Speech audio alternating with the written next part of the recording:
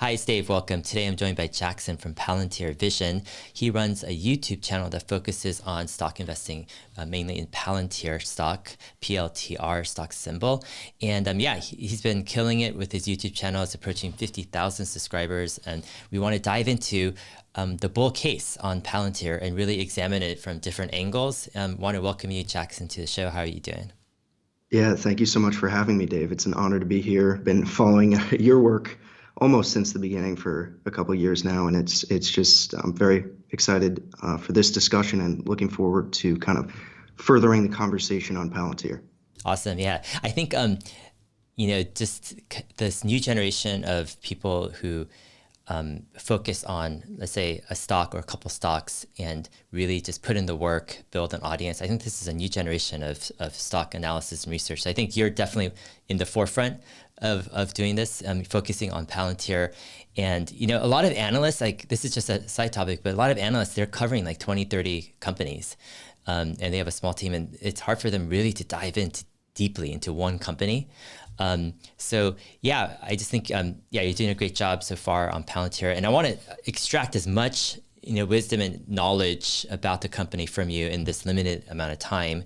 And I have a bunch of questions myself, but before we dive into that, first I want to just ask you like how you got interested in Palantir, and then second, we'll dive into a presentation that you've prepared for this video, giving an overview of the company, their mission, their financials, whatever. And then third, we'll go into some of the concerns and issues that I might be seeing, but I want to discuss that and see, what we can come up with. So yeah, first off, how did you get interested in Palantir? What about this company like stuck out where you're dedicating a whole YouTube channel toward it? Yeah, so it actually goes back a little farther. So in November or December of 2019, I actually started a channel to sort of talk about Tesla, but soon realized how sort of crowded the market for YouTube or Tesla YouTube is. So I sort of rebranded and went for a more general focus, calling myself the investing opportunity. But again, as you even mentioned yourself, to be talking about so many different stocks, you sort of lose an audience, but also to what end are you looking at this massive portfolio? It's hard enough to focus on one stock. Why would you want to really dedicate so much time to such a broad portfolio, and that you're really losing sort of the essence of why you're invested if you can't actually stay up to date? So I am more than grateful for all of the work you and the rest of the Tesla community does. It's a very well sort of aggregated community on the Tesla side of things. I didn't really see that for Palantir. So I was making some videos right when they went public and sort of started gaining an audience there and got more and more interested in sort of the mission and what they're actually doing and the potential for the future, looking at the TAM and saying, this is really understated at this point going into the future, and seeing a lot of misunderstandings because this is a so-called secretive company from many in the public, some FUD, just sort of basic misunderstandings, but also sort of digging deeper myself, because of course I don't have all the answers. I'm not actually able to sort of look at their product, but and also that being said, there isn't a consumer product, which means it's sort of harder to research on a retail side of things. But yeah, basically sort of switched over from a general channel to focus on Palantir because I was gaining a lot of subscribers interested in Palantir, and I just wanted to see kind of what this company is all about and build a community around it because, I just was really excited about what they were doing. Awesome, man. Let's dive into your presentation and let's get an overview of Palantir, if you don't mind, and we'll go ahead and screen share here. So basically, the main premise here for Palantir is this is a data analytics play. And the farther you look into the future, the more data there is that exists. And the more data there is that companies need to be able to sort through, to aggregate, to compile, because the number of connected devices is ever increasing. And if you really think about it, Starlink and SpaceX and Elon and many other players are actually going to work on in the coming years getting the other half of the world online and connected. And that's just going to blow up the amount of data there is and that companies need sorted and aggregated. And actually, it is a competitive advantage to be able to generate insights and make predictions based on the data that you have. So basically, that's just the very main overview of Palantir. Here's the platform. This is a look into the Palantir Foundry platform. I wanted to just give that in case no one's ever seen it, but we have this no-code, low-code environment into which you feed your different data sources, and it'll actually pull from the data silos that exist. So if you have different data formats, Palantir's worked for a very long time on being able to feed those all into one platform. And you have all sort of sensor fusion, if that exists. I know you had Dan Ives on a couple of days ago, and he was talking about Wejo, which is in fact a SPAC that Palantir is working with. But perhaps we can touch on that in a moment. So the main solution, right, is to, as I already said, take all of this data, ingest it, and really be able to make simulations based on the data and actually make predictions. And what Palantir actually does is they create a digital twin, which is a replication of the data in which you can sort of say, what if we change this? What if we, in Wejo's case, change some sort of, because Wejo is a connected vehicle device, not device, but data company, and they're working on all sorts of traffic and safety stuff with some OEMs, and they can say, what if we change the sort of traffic light control setup? How does that impact our data and our safety or whatever else? So now I just wanted to mention this because you had asked me to present the bull case, and this is a quote from Alex Karp, which he said on the day of the direct listing back in September of 2020, calling Palantir to potentially be the most important software company in the world, and there will be a consensus that Palantir is a truly special software company. So that is, of course, his opinion, but what is his evidence for that? Because if you really think of the implications for a statement like that, what does the most important mean? Is there so much, like how much value is associated with the most important software company? So I just wanted to break that down. We have the other half of his quote. So how is he substantiating that? He was saying by delivering the world's best and most efficient software. So once again, not the most specific of quotes in terms of how they're actually going to go about fulfilling that. But this is my sort of view on Palantir at this point. These are the 6 main reasons I love Palantir as a company. And now we can talk about the company and the stock.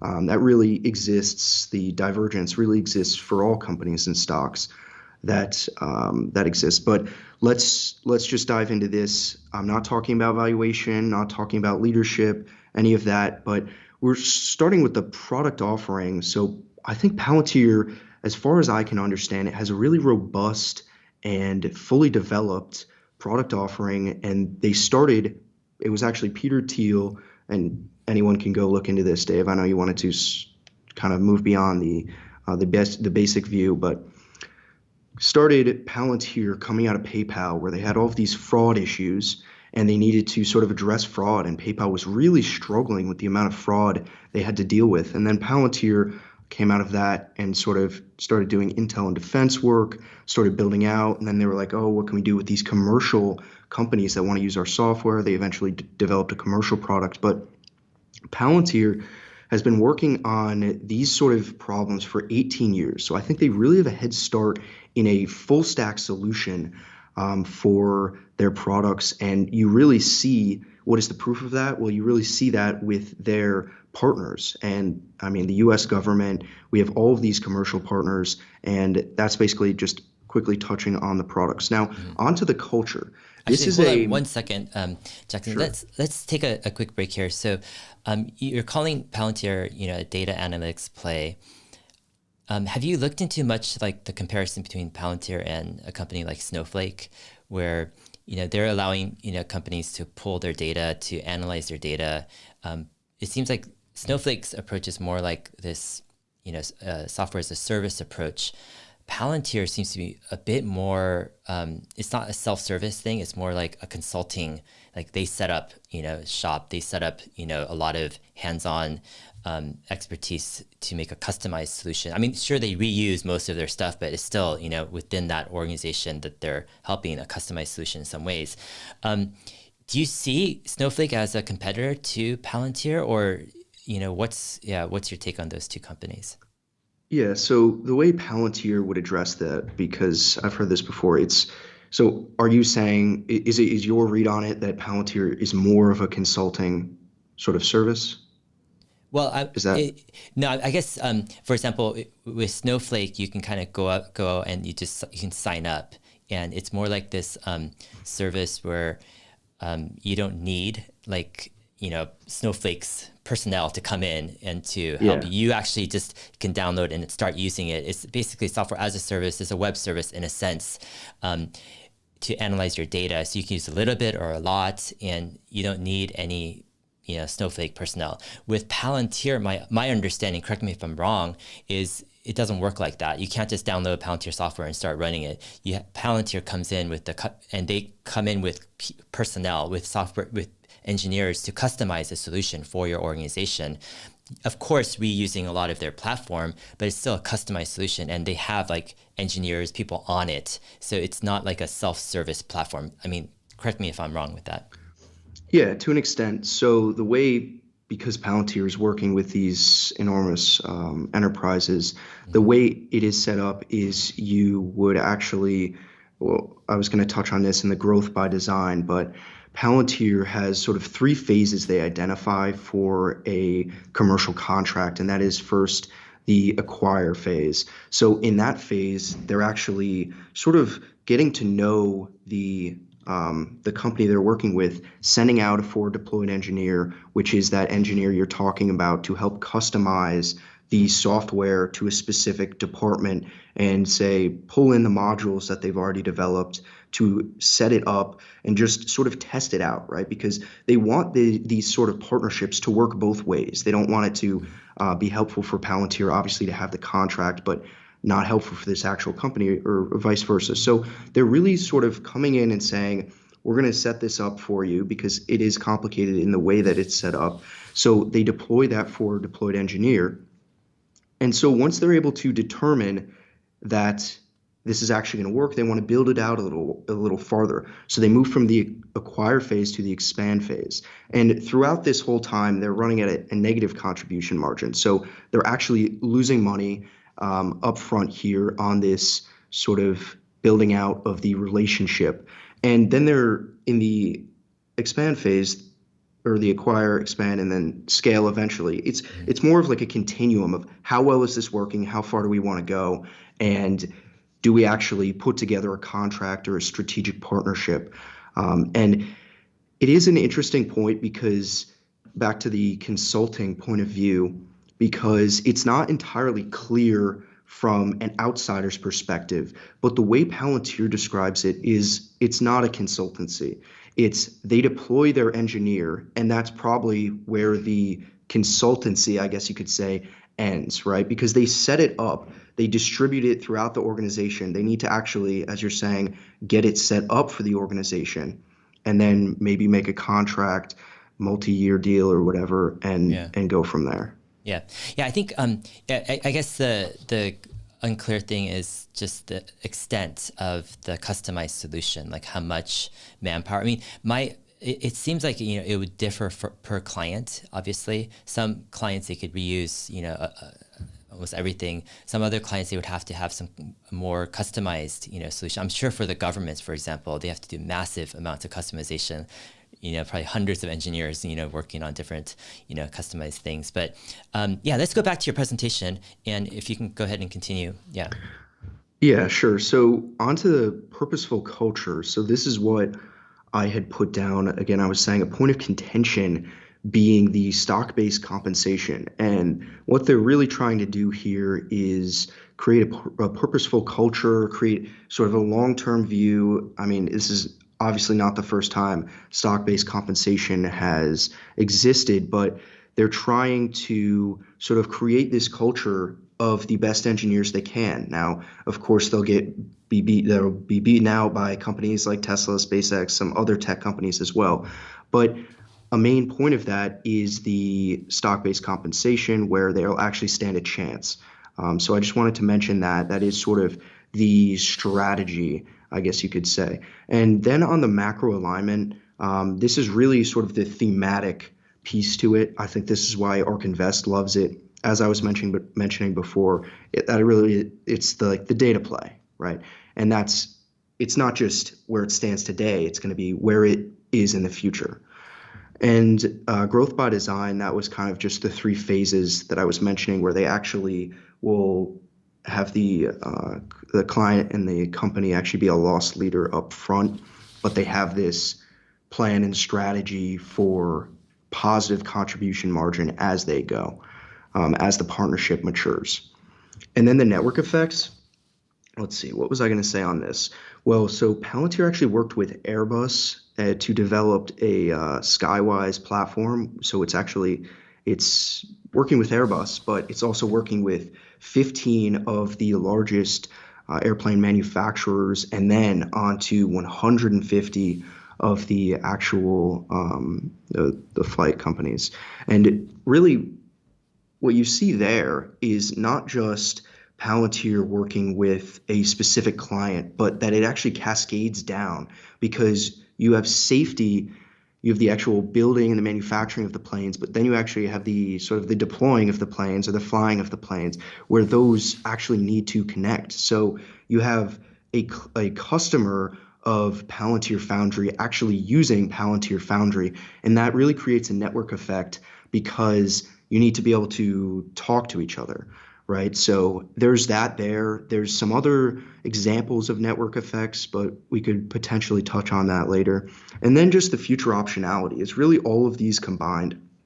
We've got the product offering, sort of the right mindset, as far as I can tell, for the future of all of this data and what needs to be done with it, and sort of the growth. That's really why we're interested in this company, is the growth and the culture. So if they can retain top talent, keep some of the best engineers, and really keep moving up in the ranks there, they have all of the building blocks for many exciting projects in the future, potentially a consumer product, a B2C actual platform for individuals, which could radically increase the TAM. Got it. Hey, so quick question on the culture. So I noticed, let's say take Q3 2021, you have Palantir has revenue of 392 million, and their operating expenses are 397 million, but their stock-based compensation is 184 million. So basically almost half of their operating expenses is stock-based compensation, which is very unusual actually for a company like this.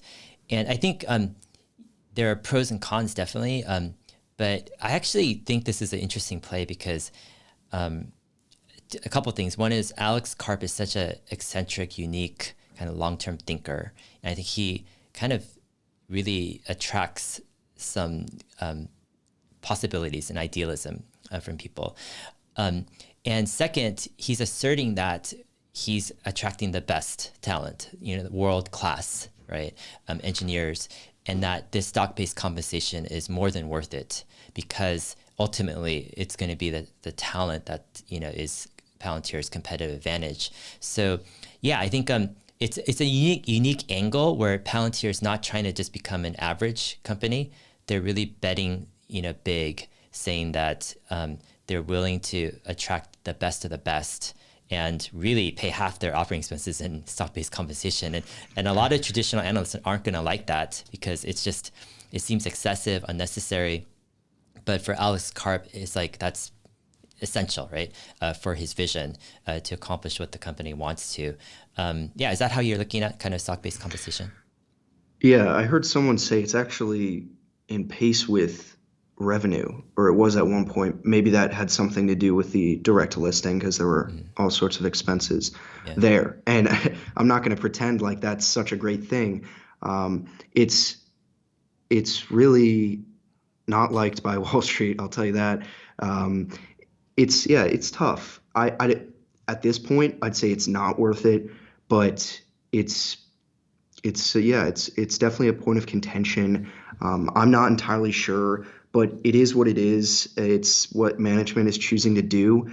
Personally, it's not the most straightforward option in my opinion, because you look at the company and they have no debt, and they're choosing to, because they've actually paid off their debt, and they're choosing to dilute shareholders instead of just increasing the paychecks. I don't know.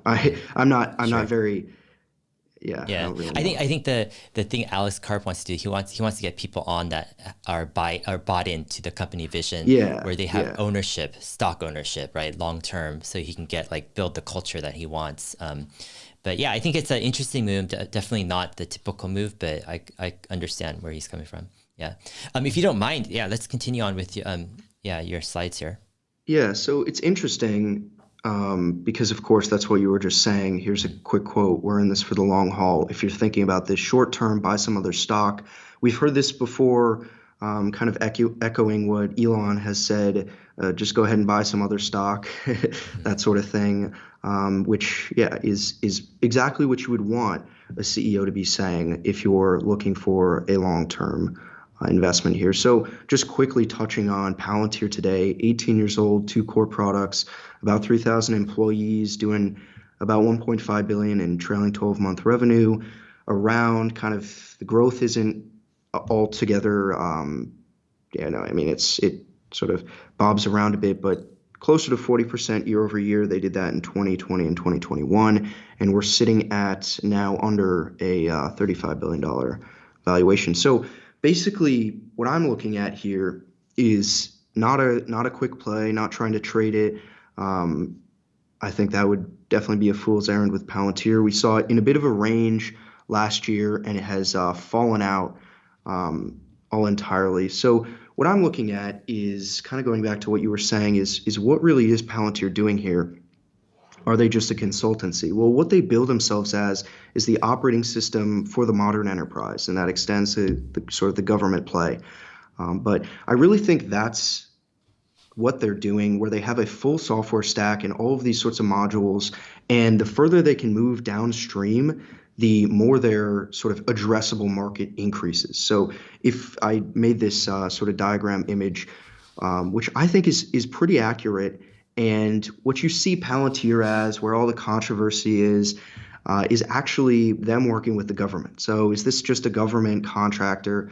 Maybe just from first glance. But then you look a little deeper into the water and they're actually down under the iceberg. They're actually sort of trying to address, they mention 6,000 companies is their TAM for the commercial side, which would be about 60 or so billion dollars in revenue.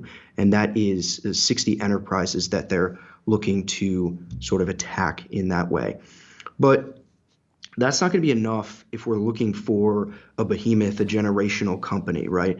So we're sort of, as investors, trying to look farther down the road. What could happen in the future? Now, I was actually talking with Palantir. I had a chance to talk to Shyam Sankar, David Glazer, and yeah, it was just a callback that they had invited me on. And basically, yeah, they mentioned the Skywise example where they were working with this small airline, Peach Airlines, which only has 5 airplanes. But once again, the example of Palantir, so B to B, B to B being the Skywise Airbus, and then onto B to C, as I had already mentioned, another airline. So B to B, B to C is actually, I think, the sort of the next path, which will again unlock some sort of network effects down the way. So I think that's not entirely recognized as of yet. And then, of course, there's the mention of being the operating system for individuals, which I think, again, hasn't at all been mentioned by Palantir, but goes back to the future optionality. If they have this talent, as you're saying, this is the end goal, to have some of the best talent, to be developing some of the best software. They will obviously be able to do something with that. But again, I think it's a little early to speculate on that. But basically looking for this to be a multi-hundred-billion-dollar company. Got it. Hey, a couple questions here. So you're talking about, expansion possibilities here. Give me some feedback on how I'm looking at it. I'm looking at possibly there's, 4 different type of expansion possibilities. You're talking about B2C eventually, business to customer. It seems like that is the most unrealistic in my personal opinion, just in the sense that it's very hard for enterprise, like for example, take an Oracle type of company or IBM or like a really software focused company, and for them to, reinvent themselves for, the customer. It's like it's possible. Anything is possible. I haven't seen enough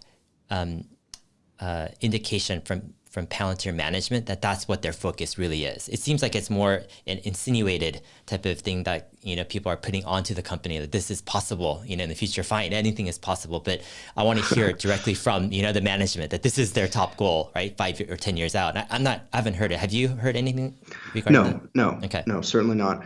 But if you sort of look at their trajectory, it's kind of going as high as you can with the government, and then working down from actually enormous enterprises. And now they're working with IBM, AWS to actually sort of service these smaller to more medium-sized businesses, which actually I don't think when they filed for their direct listing in the TAM, again, they mentioned about $120 billion TAM, with half of that being government, half of that being commercial, and again, 6,000 of the largest enterprises, basically sort of Fortune 500 type companies.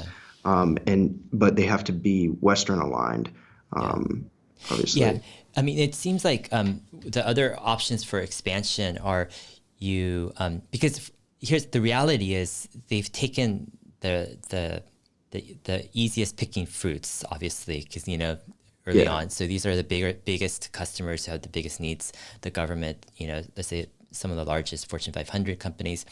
But as you expand your offerings, let's say you're able to do more, then you get new customers, right? And then you can also, let's say, leverage what you have to get even maybe smaller customer, medium-sized businesses, et cetera, with newer product offerings. But the lower you go, the more you have to automate things. Meaning, the larger customers is more hands-on, and that's been Palantir's bread and butter. But as they go downstream, they have to automate. They have to make it a little bit easier to use, expand what it could do for more people on its own, rather than them having to customize a solution.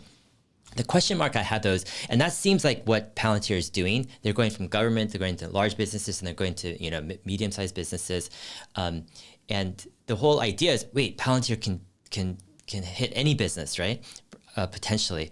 But in order to do that, it seems like to go to really, let's say, the small business, market, which I don't even know if they have to, but let's say they wanted to, it seems like they would have to come up with a self-service product, something that you just sign up, you don't need a salesperson, you just download, you just start using the service as an API or whatever, and you build with usage. It seems like that's always the option call that Palantir possibly could do that could lead to this massive, growth expansion. And they seem to be a company that's in the right position to do that at some point, but I haven't really heard their management really indicate that or really say that that's a focus, right? Self-service, small business. Have you heard anything from Palantir management on that front at all? Yeah, so they were actually sort of working on this Foundry for Builders type product, which is their flagship Foundry product, but it's actually catered towards smaller businesses that are working on building their vision. Palantir has partnered with some actual SPACs and staked some investments. So it is a strategic partnership in that regard. And also we have these alumni companies. So I'm just sort of explaining the type of companies that are using this product, Foundry for Builders. So we have alumni companies. It's an invite-only program and SPACs that Palantir has invested in to actually start using Palantir Foundry for Builders. This was announced last year. We've had 2 cohorts of companies using it. So probably around 15, 20 companies. They're piloting this program, and it is basically a scaled down version of Foundry. They haven't released too much about it, but I actually asked Palantir when I had the chance. I said, again, we had mentioned the forward deployed engineers being necessary for the large enterprise, and I asked them, is that necessary for this Foundry for Builders program, the forward deployed engineers? And I'm just looking at my notes. Sham said the idea behind Foundry for Builders is that it would actually be 0 engineers, and customers are able to get up and running in minutes. They'll be able to use this on their own. They're able to build their core offerings, and it's targeted at the folks whose alternative would be a multi-year, multi-million-dollar custom build sort of project. And then he went on to talk about the sort of time to value of what they're doing with their core product. So I think it's a matter of scaling down and making their sort of flagship Foundry more accessible. Because I think if that is true, if they are able to offer this as a self-service product with no engineers, obviously right now you need to reach out to Palantir and to actually get approval to use this. But I think is that sort of addressing what you were mentioning? Yeah. I mean, that's interesting. Yeah, that they seem to have some more smaller pilot projects. Okay, so the other question here is: has Alex Karp given any like mega long-term concrete vision? And what I mean by that is, for example, Elon Musk, back in 2000, I don't know, like early on, he was saying, "Hey, we're gonna make this mass market affordable electric car," right? And then later on, maybe 2012 or 13, he would say, "Hey, we're gonna make 500,000 of these, mass market cars by 2018 or 2020." Actually, 2020 was his initial goal. So it's a combination of, you have an exact number of units, right? You have a revolutionary product, a new product that's addressing a big need. And then Elon followed up with this whole idea of 20 million cars, right, by 2030. So he has a clear number, a time frame, like a goal post, and it's clear what that will do. Like 20 million would just revolutionize, climate change and impact. Has Alex Karp ever given something like that? Hey, 5 years, 10 years down the road, this is the number or this type of product or something what Palantir is shooting for or going for? Is there any? I know he's given like a 30% or higher revenue growth for the next 4 to 5 years. I mean, that's a guidance, but that doesn't mean much to me. It's just numbers, right? I mean, it doesn't give this like a crazy ambitious goal that's tangible. Yeah. What's your take on this? Yeah, it's a great point. I think if you look at sort of the development of Palantir for 18 years, I think their actual commercial product is about 6 years old, Foundry maybe. So if you really look at it, I know Elon had released because I saw you tweet about it, the Master Plan Part 1, 2006, and the Master Plan Part 2, 2016. And if you kind of just look at the time scale there, Tesla founded 2003, so about sort of like 3 years after, they were already thinking big picture. So for Palantir, I think it's a little different because of how they started with the government work. So I give them a bit of a leeway to sort of, and now they've had to sort of open up to some public, like going public and sort of explaining the business model and all of that. So I don't think they can talk too much about the government side. But what Alex has said, apart from the guidance, 30%, whatever, is that they try and build products 5 years before the world needs them. Now, he says that a lot, how they're forward-looking and they built Foundry for moments of need where I think they've done a lot of explaining how Foundry was helpful during the coronavirus pandemic. But that's a question I would like to ask him is, can you explain what you mean by being able to build products 5 years into the future? I don't know. Did you ever read on that? Have you heard him say that? That's pretty much the long-term sort of topic I've heard from him. Yeah. I mean, actually, I want to segue this discussion into the vision of Palantir. I'm wondering if you could help me out here, where what I'm getting from the company is in terms of like, why do they exist, right? What's the point? It seems like Alex Karp, he's very principled in different ways. And it Yeah. seems like one of his main reasons is he wants to strengthen Western democracies. It's a very almost like geopolitical mission in some ways, where he's like, hey, we have this crazy global changing situation where you have the possible decline of Western democracies, the rise of perhaps more autocratic regimes. And if the Western countries aren't equipped with the best software, could be a winner takes all like game where you could see this massive decline in Western democracies, perhaps the end of democracy with the rise of autocratic regimes who could have stronger, better AI, better software for their governments. So it's almost this existential issue with governments where Palantir is saying, we're going to come alongside Western democracies, US and US allied countries, strengthen their software expertise, both in civilian and let's say military uses across the board to make their software capabilities much better than let's say China or some other countries. Therefore, we were preserving kind of democracy and peace in the world. That seems like one of the kind of key reasons Palantir exists or motivates Palantir.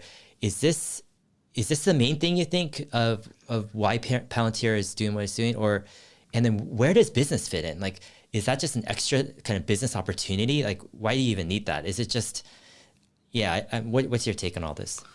Yeah, it's interesting. So, kind of why Palantir came to be again with Peter Thiel sort of making this company and founding it was obviously looking at after 9/11 to not only work on anti-terrorism, but to protect sort of, as Karp always says, the civil liberties and privacy. So not only to sort of create this technology, to bring it into existence, but to also do it in the right way, as they so often say. So I think, that was the founding of the company. That was what they were working on, the government side, from the beginning. So that's definitely the roots of the business. And I think they had then said, we're building this technology.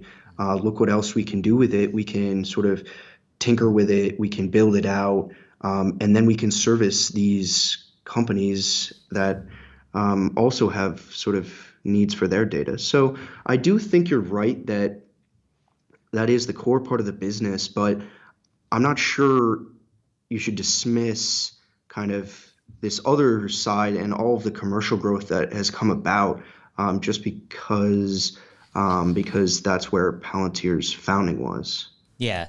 I'm just curious, like, it seems like they have a very ideological, at least Alex Karp does, with the government side, right? And strengthening Western democracies. But do you know what kind of his ideological vision for the commercial side is? Is it just to make businesses more efficient, to make them more effective? I mean, yeah.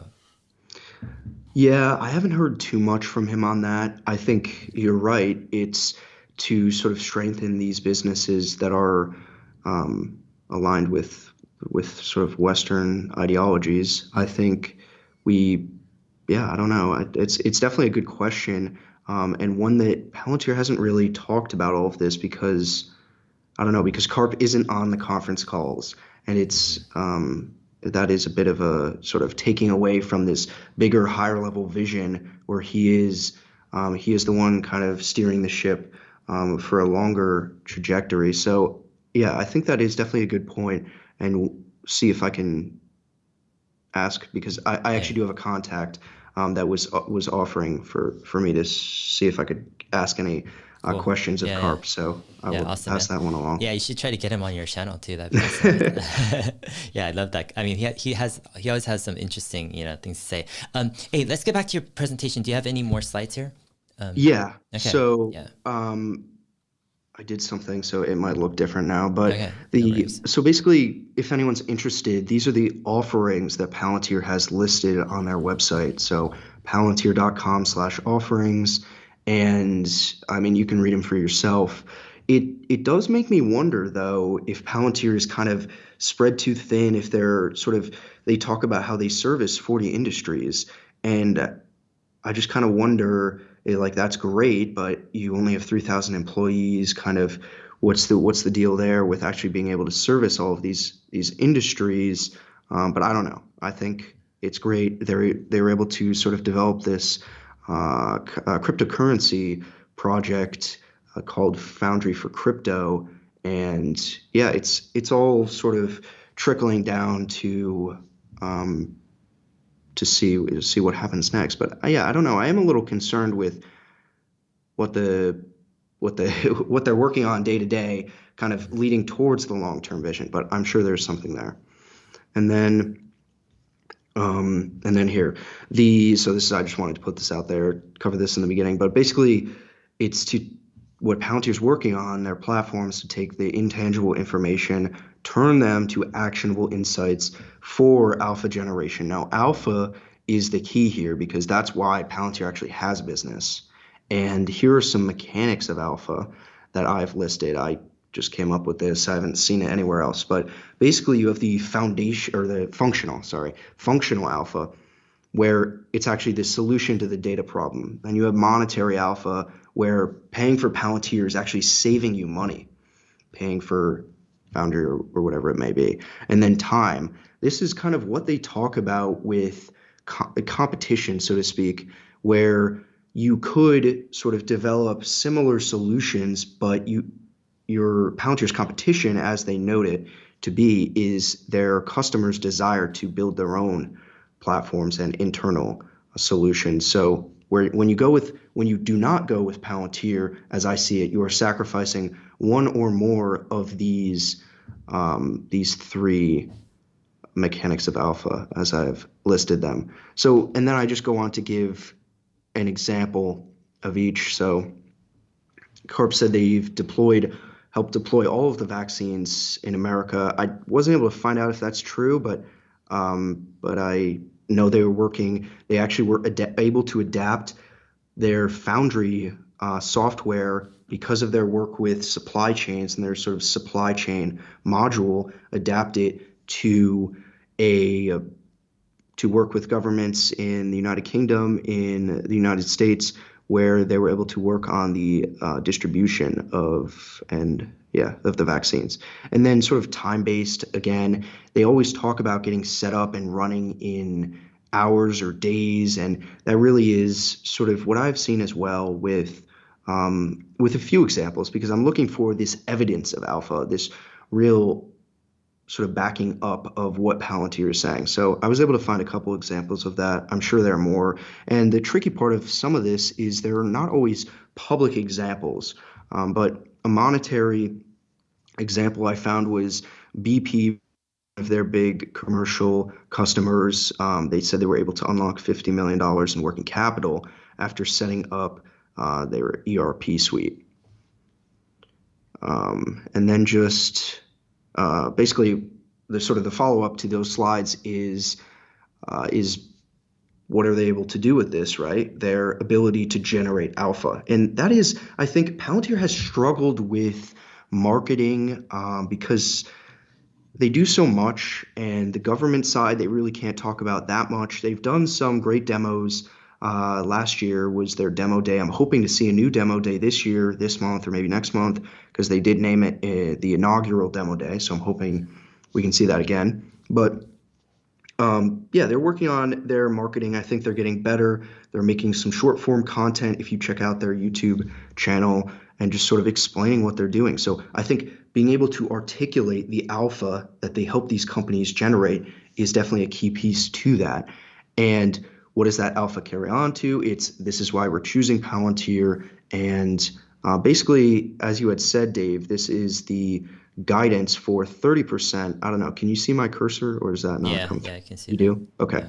So the 30% guidance is Alex Karp's long-term guidance as the CEO for it's through 2025. So that's basically where it ends here. I believe this is right because I had put the trailing 12-month revenue and just multiplied by 1 plus the growth rate. So Palantir has been beating their guidance, be it quarterly or this annual guidance, by a substantial amount.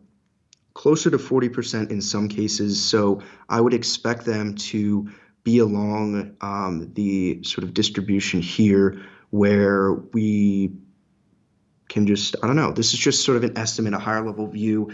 The sort of revenue into the future really depends upon how well they're able to scale their commercial product Foundry. They've got a sales team up and running for the first time, because I know originally in the book 0 to 1, Karp was against having a sales team, where he wanted to sort of do the sales himself as the CEO, because when you're making such a big contract or partnership with Palantir, you want to be able to talk to the CEO himself and actually hear from him. So that was great, but the bigger Palantir has gotten, they actually need to have a sales team. It's unrealistic to have Karp doing all the deals.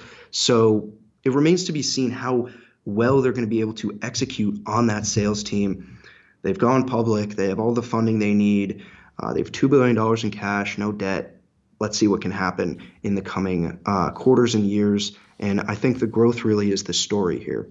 Do you have any slides on any valuation kind of models at all? Yeah, so I don't here. Okay. I know I kind of took up a long time. I know you wanted these slides to be a little shorter, but the valuation really is a question mark.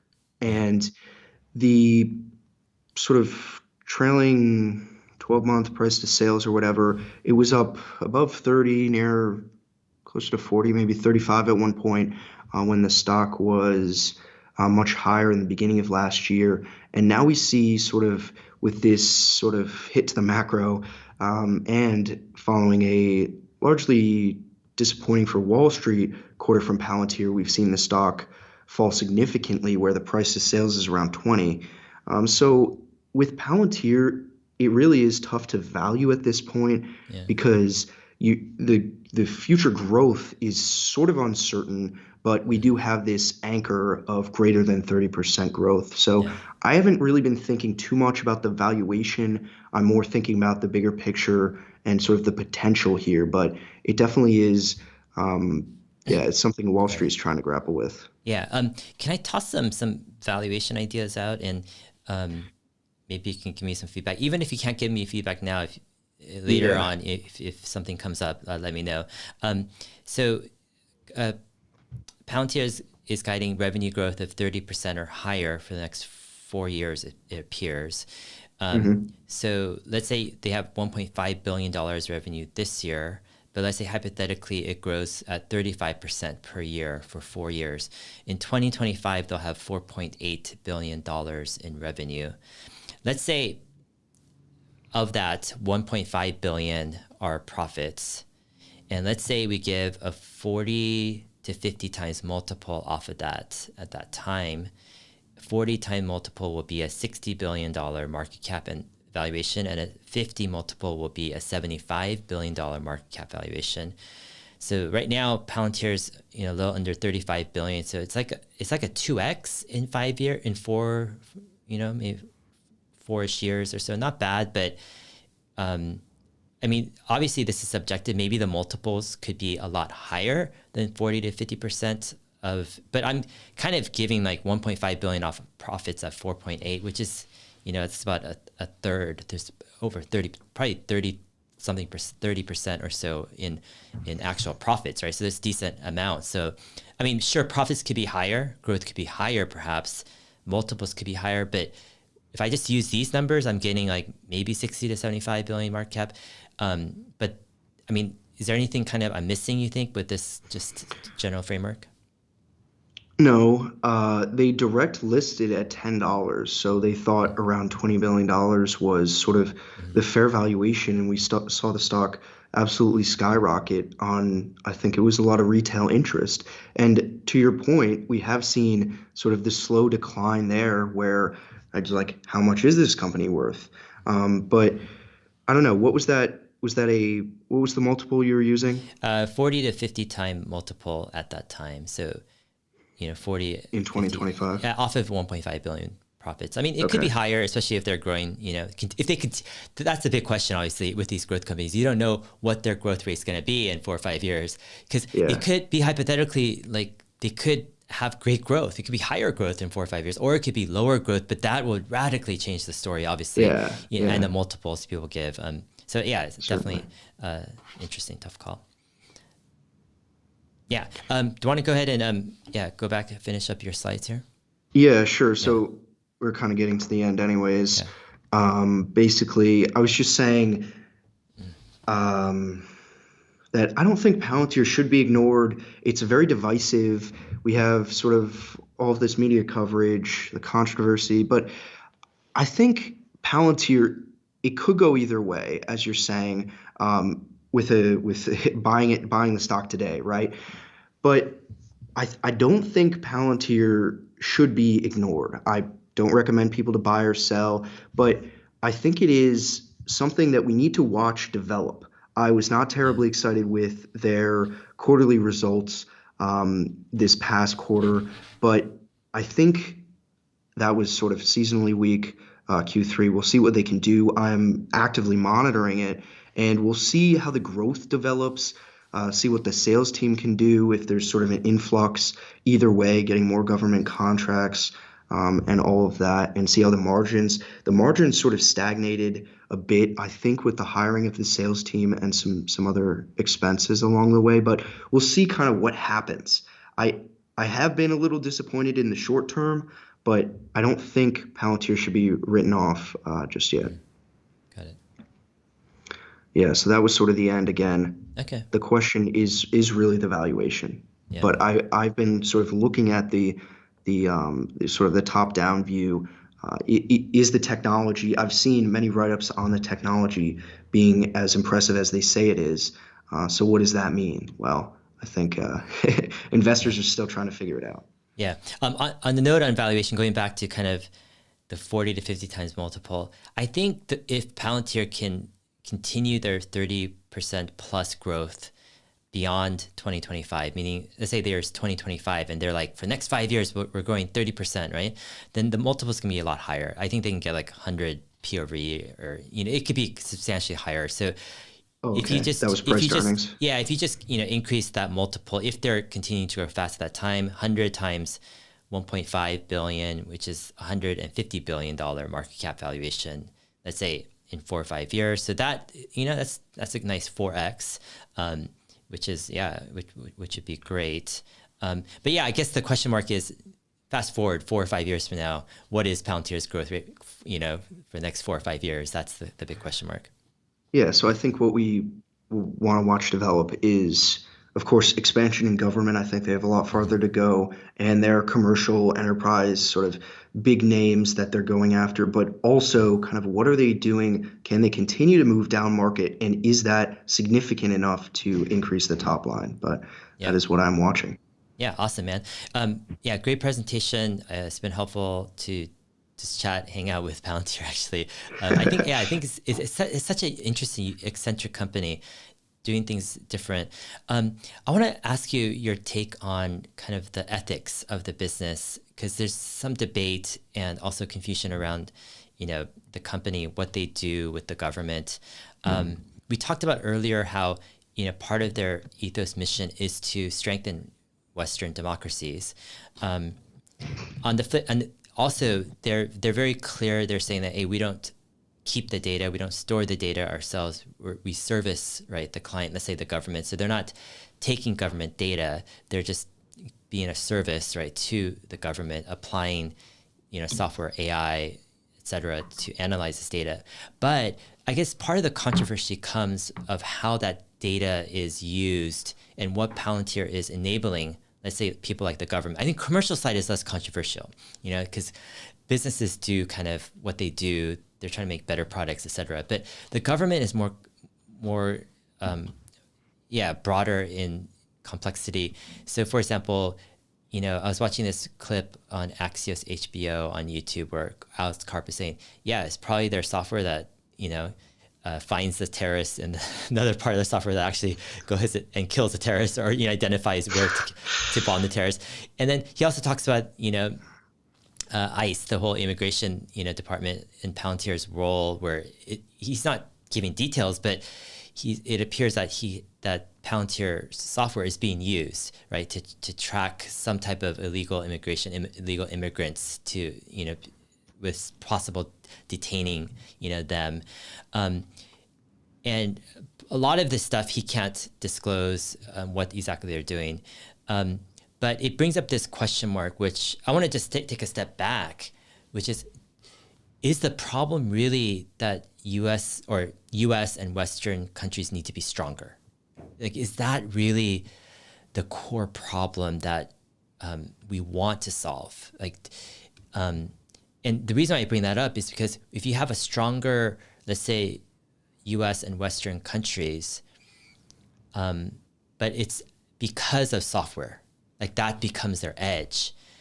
Will it be tempting, do you think, for the government to use that strength to push down civil liberties, to track more, to surveil more, to monitor more, to, is a stronger government really, especially with, software and AI, is that really a great situation? Versus, let's say you have a stronger government because the government has this great software, but simply because economically the country is prospering and becoming stronger.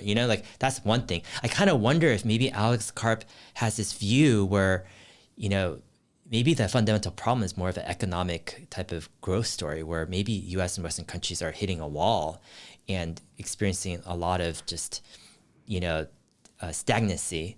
And to just patch that solution with AI and software, it makes stronger governments, but does it really, give the government the right type of power? It seems like it could be abused. What's your take on, this whole ethical, dilemma here and issues? Yeah, so I think mainly what they're just trying to do is just offer the better software and just offer the better solutions, as you were saying. I don't think they're like, we have Thiel who's on the right and Karp who is definitely on the other side of that. So I think the company is definitely not trying to be political.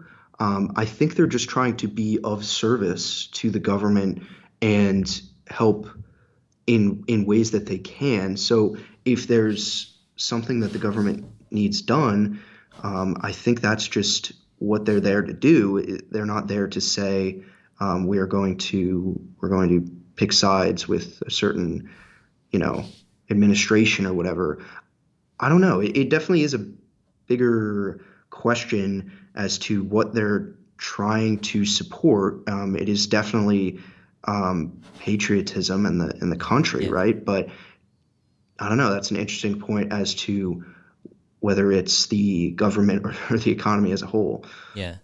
I think Alex Karp would make the argument that the best way to support civil liberties isn't to antagonize the government and to distance yourself from the government, but rather, to work alongside the government and to provide some extra accountability, to have a third-party software company independent that helps you with AI, but it helps the government where they can't, let's say, break the laws as easily as if it was a closed-door system. Therefore, Alex Karp says, hey, on the whole, we're going to actually help civil liberties, even though, the governments get stronger with AI and data analysis. It's a thesis. He could be right. That's the thing. And that's why I think he says they're the most important or software company in the world going forward, because they have a huge outsized impact on the future of government.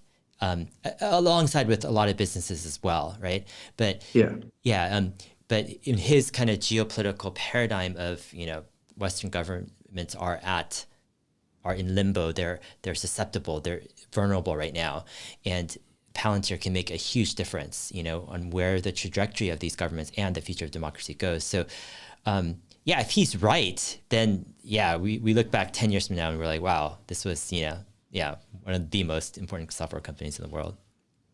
Yeah, definitely. I want to ask you a couple more questions here. So you mentioned the Palantir demo. Are you referring to the DoubleClick, right, event? Yeah, so actually I was referring to, because I was talking about the Gotham demo, if someone wanted to see kind of more of what Gotham does. That was actually the demo day, their first demo day, which was, this is what Foundry is, Gotham and Apollo which is the platform that services those two and essentially provides the over-the-air software updates, if you will. So I was referring to that one. They did a second. It's the beginning of a series, but they didn't really follow up the series, which was called Double Click, to sort of double click into the industries that Foundry services. And it was like life sciences and industrials, I think, was the first one.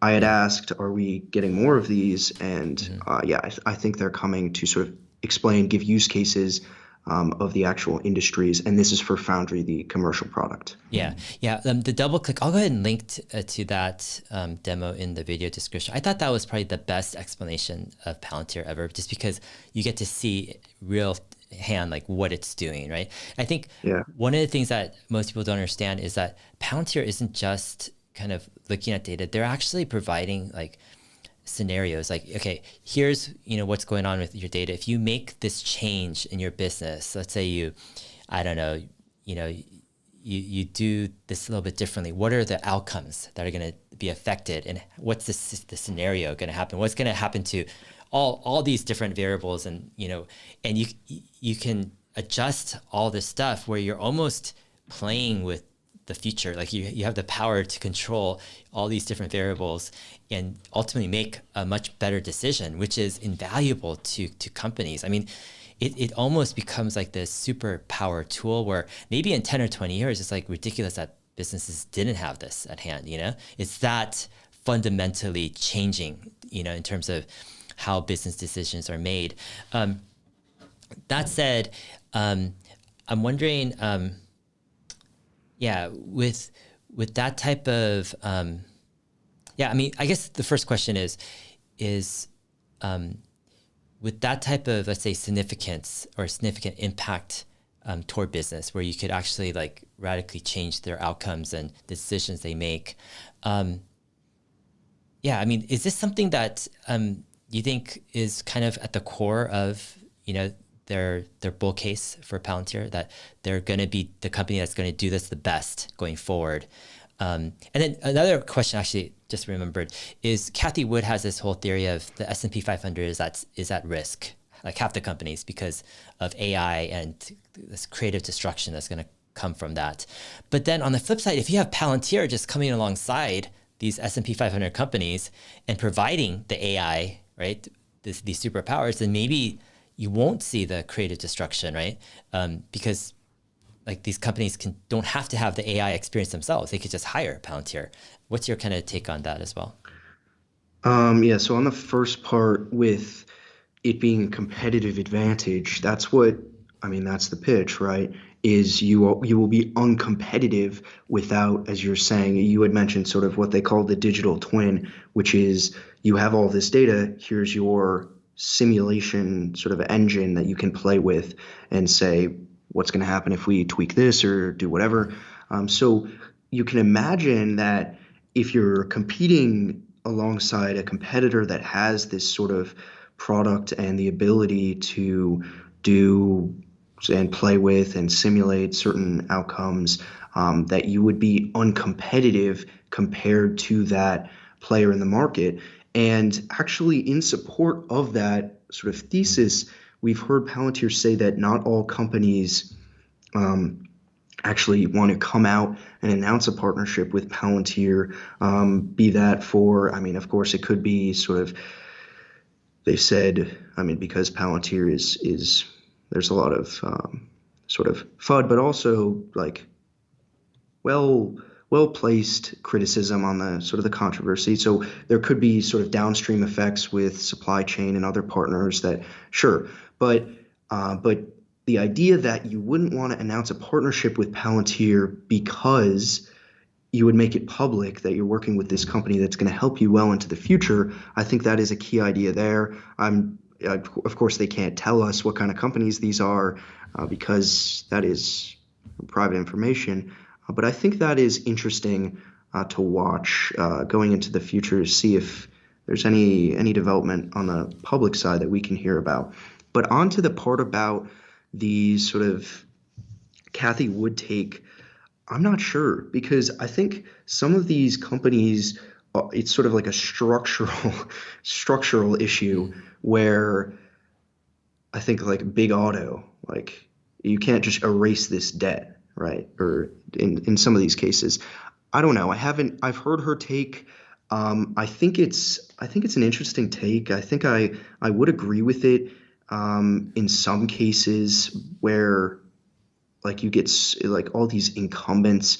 It's just too hard to navigate a world where you have all of these innovative companies sort of coming up and they're able to move so fast and agile and sort of they don't have this sort of all of these old legacy systems weighing them down in that regard. But then again, as you're saying, Palantir Foundry is designed to be able to unlock these legacy systems. That's what they say.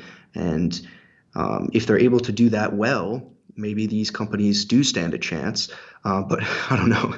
That might be too big of a picture for me to think about. Yeah. Yeah, I hear you, man. Yeah, fantastic. Awesome discussion. Thanks for coming on and discussing, Palantir from different angles. Definitely appreciate your knowledge. Curious, just personally, where are you located? Oh, I'm in Connecticut right now. Okay. I'm home for awesome. From college. All right. So it's pretty cold up there, I'm guessing? Yeah, it's about 30, high 30s. Okay. It's not bad. Not bad. I'm used Okay. to it. Got it. Are you in All Austin right now? Yeah, Austin. Actually, weather's pretty good right now in January. Are you gonna be the first one at the Giga Texas party? We'll see. Yeah, I'm waiting to see when that's announced. It's gonna be awesome, man. Yeah, it's great chatting with you. Jackson, I wish you the best on your YouTube channel, Palantir Vision. I'll go ahead and link to it in the video description below for those who are interested. Any other good Palantir kind of YouTube channels or resources that if people wanted to find out more? Yeah, there are definitely some up and coming ones. We have the sort of the bigger players like Tom Nash, who's always on about Palantir. I'm sure your viewers are aware. I'm going to be talking with a couple sort of new ones that have just started to get sort of the technical side of Palantir that I don't have and I'm not able to share. But yeah, I think the more that Palantir, this was a very recent listing, the more that other people are able to come in with a different angle, as you so often say, on Palantir, the better it'll be. And yeah, I'll be happy to tweet out a list of channels when I have a little more time to think about it. Cool, man. All right, Jackson, take care. Have a good day. We'll see you, man. Thank you so much, Dave. All right, bye.